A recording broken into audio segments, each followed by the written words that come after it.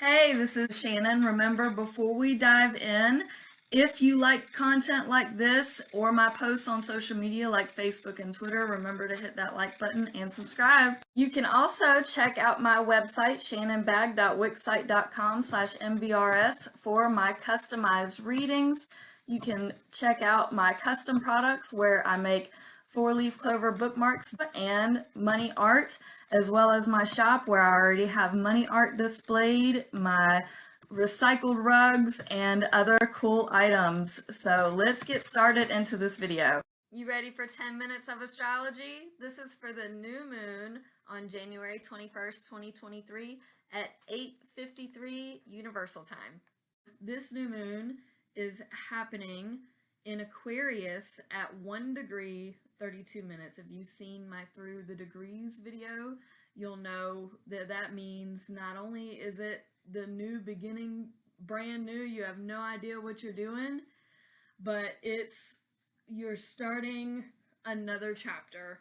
It's a darkened place, but it's to bring out the kind of start of something, but usually it's the start of something. A couple of things that I wanted to touch on today, besides the new moon in Aquarius, is conjunct Mars in Gemini. What does that mean? An inconjunct means something does not get along well, something is off, it doesn't quite mesh together. So Mars is a worker in Gemini, but it's the kind of worker that's all over the place. You know, Geminis are the kind that, oh, I gotta do this, and they're bouncing. Whereas Mercury in Capricorn, which Mercury does not like being in Capricorn, Mercury's home placement is in Gemini. So the Capricorn version of this communication is, okay, we've got to step up, we've got to be professional, you be mindful of your words, whereas Gemini is like, and because Mercury is at home in Gemini, the person that's kind of all over the place is not really going to listen to that professionalism that, okay, we need to get work accomplished and this is the appropriate order. With Gemini, there's no order. It is chaos, especially with Mars and Mercury, this inconjunct.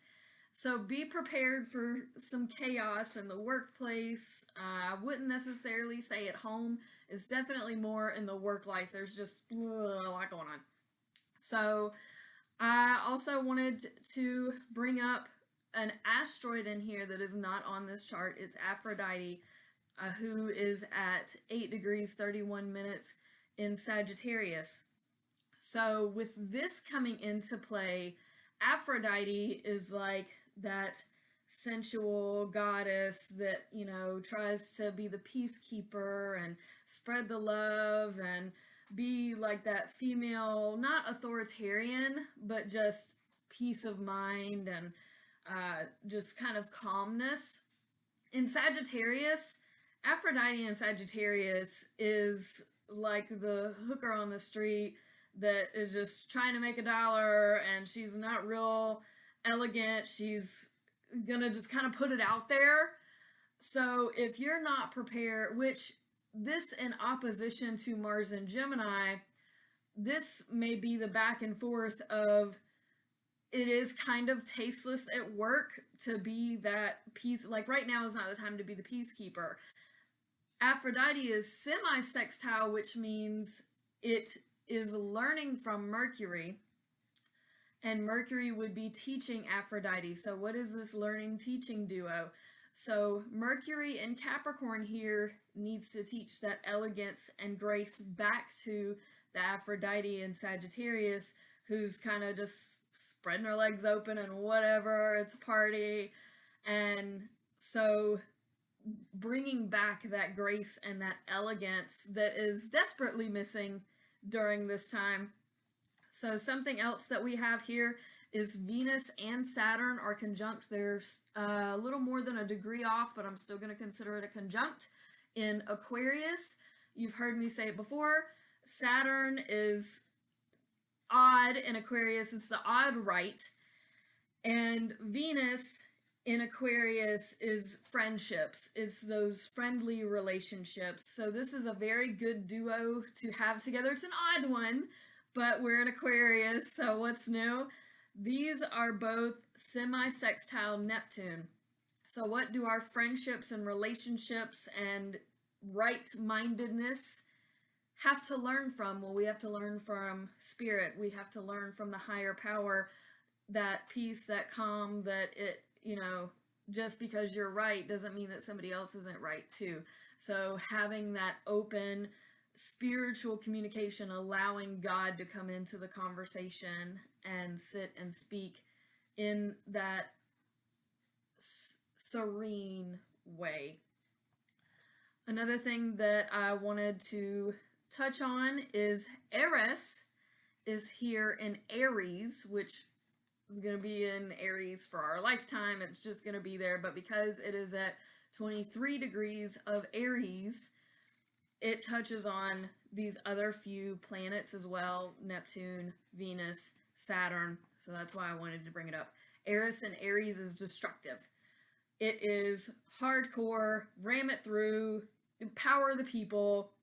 So with it, semi-sextile Neptune here has to learn how to give up power, to not always be so staunch in this higher power etherealism. Like Eris and Aries is the real world.